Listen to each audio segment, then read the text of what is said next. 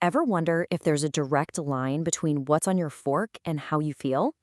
Well, today we're going to break down how the food you eat can actually crank up your brain's natural happiness chemicals and, yeah, literally put a smile on your face. So let's just start with the big question right out of the gate. Can what you had for lunch really, truly, change your outlook on the rest of the day?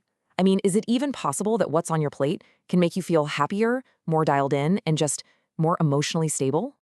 Well, according to the experts, the answer is a huge yes. And you know what the best part is? The solution isn't hidden away in some high-tech lab or a pharmacy. Nope, it's sitting right there in your kitchen. Okay, so to really get how this all works, we've got to meet the hero of our story, a little something experts like to call the happy hormone. And that hero's name is dopamine. Think of it like a powerful chemical messenger in your brain that's pretty much in charge of how you feel pleasure. It's that rush of satisfaction you get when you nail a project or that warm, fuzzy feeling from a great experience. That's dopamine at work. Now, I know this might sound like some super complicated brain chemistry, but here's the really brilliant part. You can actually fuel your body's ability to make this feel-good chemical just by choosing the right foods. It's that simple. So what should you be tossing in your shopping cart? Let's get right into the delicious details and look at the specific foods that can give your dopamine levels a totally natural boost. So here's a quick look at our all-star team. I mean, we're talking about a fantastic and honestly delicious variety of foods that are super easy to find. We've got everything from fruits and fish to nuts and greens. To make it even easier, we're going to break these down into a few groups. First things first, let's build a solid foundation with fresh produce.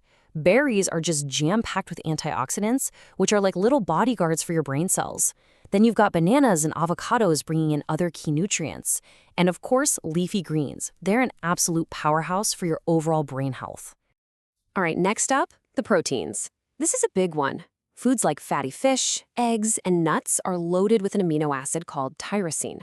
Now think of tyrosine like this. It's the essential raw material your brain absolutely has to have to even begin to make dopamine.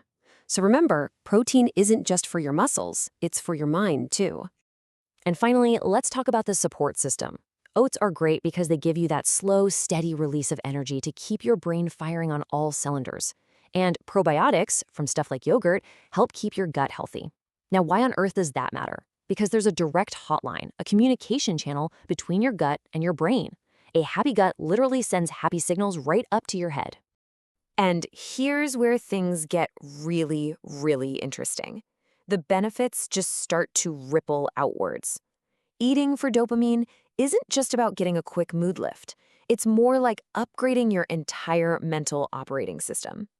You can just see the positive domino effect right here. It all kicks off with what you eat. That boosts your dopamine, which improves your mood. But wait, it doesn't stop there. That, in turn, leads to clearer thinking, a sharper memory, and in the end, a much greater sense of emotional balance. So the real key takeaway here is that we're talking about a whole brain approach. The very same foods that can lift your spirits can also sharpen your focus and help calm your mind, which can reduce that feeling of stress and just keep you feeling more centered.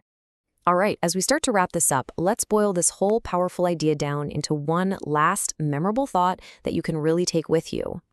This really is the whole story in one sentence.